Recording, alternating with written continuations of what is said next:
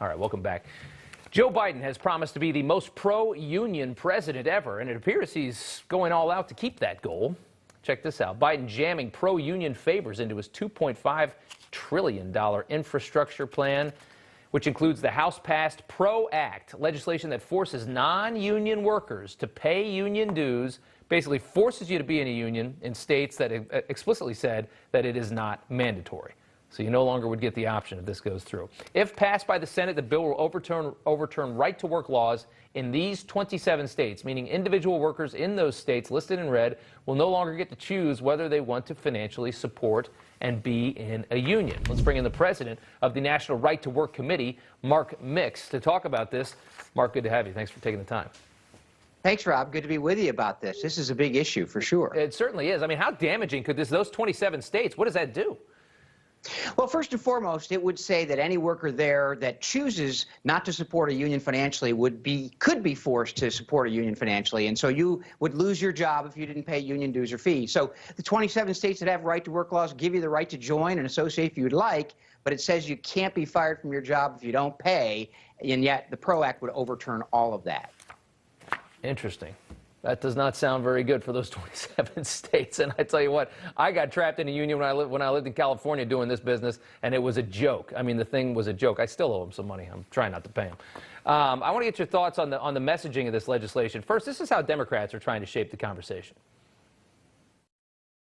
The PRO Act seeks to empower workers who build this country with their blood, sweat, and tears, who work overtime and extra time and weekends and do not take a vacation. All right, and this is Republican Congressman Madison Cawthorn of North Carolina. Take a listen. That a union boss is more important than an American worker. The right to work is intrinsically American as the right to vote. No man or woman should be denied the fruits of his labor simply because they refuse to toe a partisan line. So, you know, I just want to, if you're not paying close attention to this story, which of those do you think plays better the American public?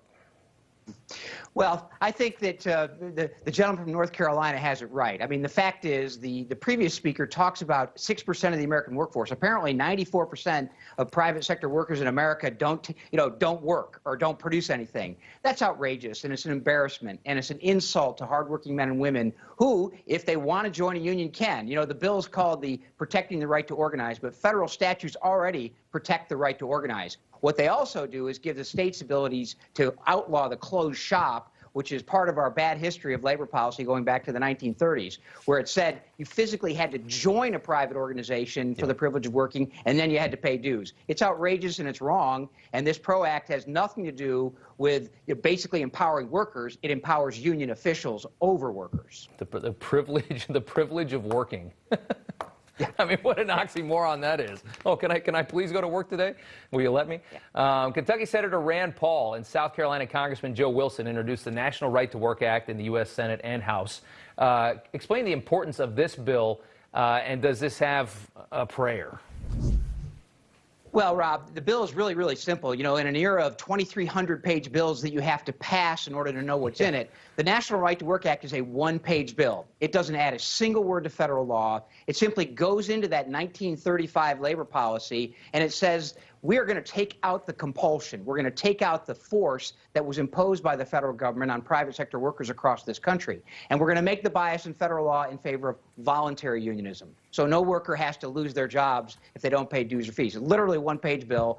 The bill doesn't have a chance. Well, it does, and I believe that we'll pass it one day, maybe not in this Congress, but the debate over freedom in America's workplace is a debate we have to have. Yeah. And the debate right now from Schumer and Pelosi is, let's force everyone to join unions because that's good for them. No. It's an outrage. No, it's not. Like I said, I've been in one union, and it was terrible. I couldn't wait to get out. Mark Mix, thank you so much for coming on tonight. Good to see you. My pleasure, Rob. All Thanks for talking about this important issue. Of course.